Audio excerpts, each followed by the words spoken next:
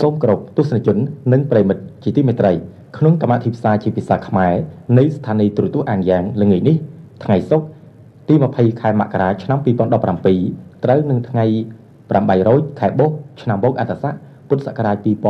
2560កម្មវិធីថ្ងៃនេះរួមមានម៉ោង 16:05 នាទីកុមារម៉ោង 16:15 នាទីប្រកាសក៏បីដឹង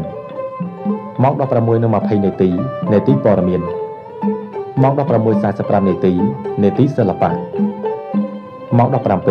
ផ្សាយកម្មវិធី VTV5 ម៉ោង 18នាទីសន្តិសុខមាតុភូមិម៉ោង 18:15 នាទីភាពយន្តភាគបន្តភាពយន្តតៃវ៉ាន់រឿងព្រះរូបជីកុងលំដាប់តទៅនេះសូមអញ្ជើញទស្សនិកជននិងប្រិយមិត្តទស្សនាដូចតទៅ